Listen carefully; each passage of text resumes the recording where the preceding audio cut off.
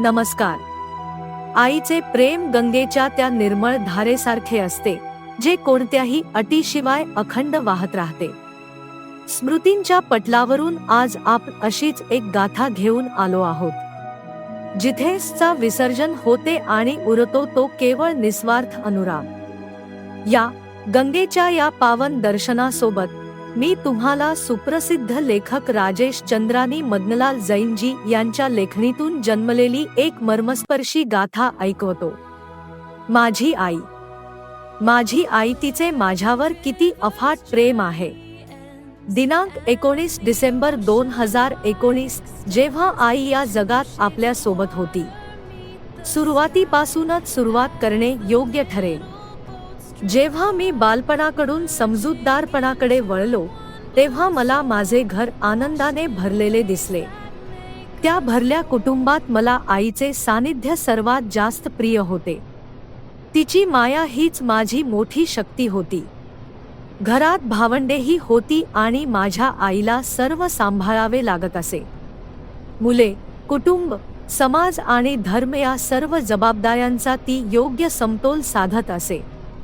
या सगळ्यात तिच्याकडे स्वतःसाठी खूप कमी वेळ असायचा. मी थोडा मोठा झाल्यावर मला एक सत्य जाणवले. ती इतर सर्वांच्या तुलनेत अधिक साधी आणि शांत स्वभावाची होती. मी तिला कधी कोणावर रागावताना पाहिले नाही, कधी चिडचिड करताना पाहिले नाही. कदाचित त्या काळात हे प्रत्येक आईचे नैसर्गिक वैशिष्ट्य असावे, एका आदर्श गृहिणीची ओळख. वेळेनुसार जेव्हा माझी समज अधिक स्पष्ट झाली, तेव्हा मला तिच्यामध्ये एक असे वैशिष्ट्य दिसले जे इतर कोणामध्येही दिसले नाही. ते म्हणजे तिची बिनशर्त जीवनशैली. तिला घरकुटुंब, शेजारपाजार आणि समाजाची प्रत्येक अट मान्य होती, परंतु इतरांबद्दल तिची स्वतःची कोणतीही अट नव्हती. आज जेव्हा मी जगाचा अनुभव घेतला आहे, तेव्हा समजते की अशी निर्लिप्तता दुर्मिळ असते. स्वतःचे अस्तित्व इतरांच्या अस्तित्वात पूर्णतः विलीन करणे सोपे काम नाही, तेही काही प्रसंगांसाठी नाही, तर संपूर्ण आयुष्यासाठी. नक्कीच ती त्या विशिष्ट व्यक्तींपैकी एक होती ज्यांना मानवी अपवाद म्हटले जाते. तिच्या या अखंड साधेपणात मी कधीकधी काही सुखद क्षणही पाहिले होते, जे विशेषतः तिच्या माहेरी गेल्यावर अनुभवायला मिळायचे. ललितपूर हे तिचे माहेर. वडिलांची आणि मोठ्या भावाची सोबत तिला वयाच्या 8व्या वर्षापर्यंतच मिळाली होती. त्यानंतर आजी आणि आईचा उदरनिर्वाह आमच्या मावसाजींच्या कुटुंबासोबत झाला. लहानपणी जेव्हा आम्ही तिथे जायचो, तेव्हा समजायचे की आईमध्ये हे खोल संस्कार कोठून आले. ललितपूरमध्ये असताना आईच्या स्वरात एक अधिकार भाव जाणवायचा. तिथे आजही आमच्या मावस भावांचे आणि बहिणींचे कुटुंब राहते, जे परिस्थितीने सामान्य असले तरी विचारांनी अत्यंत महान आहे. त्यांनी आईला सदैव मनापासून आदर दिला. आईच्या चेहऱ्यावरचा तो आनंद पाहून मला समाधान वाटायचे. ललितपूरच्या त्या गल्ल्यांमध्ये ती खऱ्या अर्थाने स्वतःच्या घरात असायची. मी पुन्हा स्वतःवर आणि आईच्या जुन्या आठवणींवर येतो. धार्मिक संस्कारात वाढलेली असल्यामुळे आईची खूप अपेक्षा असायची. आम्ही पाठशाळेत जाऊन धर्म समजून घ्यावा आणि पाठ करावेत, असे तिला वाटायचे. माझी भावंडे या कसोटीवर उतरली, पण माझी अभिरुची त्यावेळी शिक्षणात थोडी कमी होती. नंतर कामामुळे मी घराबाहेरच राहिलो. अशा प्रकारे धार्मिक उपक्रमांमध्ये मी सुरुवातीला जो मागे पडलो, तो मागासलेपणा एखाद्या सावलीसारखा आयुष्यभर सोबत राहिला. 5 वर्षांपूर्वी वडिलांच्या निधनानंतर ती कमकुवत होत गेली. गेल्या 2 वर्षांपासून सांधेदुखीमुळे ती अंथरुणाला खिळलेली आहे. धाकट्या भावाचे कुटुंब तिची मायेने सेवा करत आहे. तिचे शरीर आता अवघे 25-30 किलोचेच राहिले आहे, पण या कठीण परिस्थितीतही तिची आत्मिक शक्ती अढळ आहे. ती आता दिवसातून एकच वेळ आहार घेते. तिचे पूर्ण लक्ष मोक्षमार्गावर केंद्रित असते. शारीरिक अशक्तपणा असूनही ती मानसिकदृष्ट्या पूर्णपणे सक्रिय आहे. तिची बुद्धी कमालीची तल्लख आहे. आयुष्यभर जे काही शिकली ते सर्व पाठ तिला आजही मुखोद्गत आहेत. तिचे जग आता एका खोलीत सामावले आहे, पण तिथेही तिची कोणतीही अट नाही. जगातील गोष्टी तिला आता व्यर्थ वाटतात. ती वारंवार एक ज्ञानाचे वाक्य म्हणत असते, सर्वांची क्षमा, सर्वांना क्षमा. ज्यांच्याकडून तिला कधी त्रास झाला असेल त्यांच्याकडे ती क्षमा मागते, आणि ज्यांनी तिला दुःख पोहोचवले त्यांना ती सहज क्षमा करते. माझी मोठी बहीण किरणे हे सत्य अचूक ओळखले आहे. ती दररोज फोनवर आईला धार्मिक पाठ ऐकवते. आईला ते सर्व आठवते, तरीही ती भावविभोर होऊन ऐकते.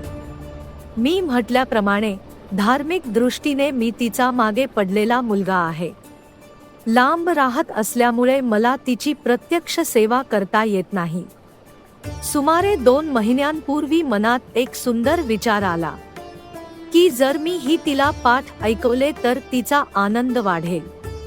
तेव्हापासून प्रत्येक सुट्टीच्या दिवशी मी तिला फोन करतो. ती आतुरतेने वाट पाहते आणि आनंदित होते.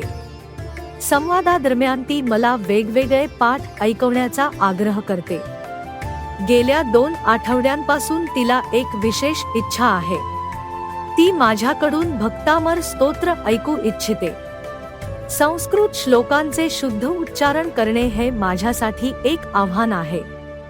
तिला हे सर्व अचूक मुखोद्गत आहे, पण माझ्याकडून ऐकणे तिला अतीव शांती देते. आठवड्यातून 1 तास असे करणे कोणालाही वाटू शकते की माझी आई माझ्याकडून किती थोडी अपेक्षा करते, परंतु वास्तव हे तिला माहीत आहे किंवा मला माहीत आहे की ती माझ्याकडून किती विशाल अपेक्षा ठेवून आहे. तिला मी मोक्षमार्गावर चालावे असे वाटते. तिच्या जीवनात एक अद्भुत संगम दिसतो. लौकिक दृष्टीने तिचे जीवन या ओळीला सार्थ ठरवते. परोपकारासाठी जगणे हेच खरे जगणे. पण त्यासोबतच आत्मिक कल्याणाची भावनाही तिच्यात वाहत होती.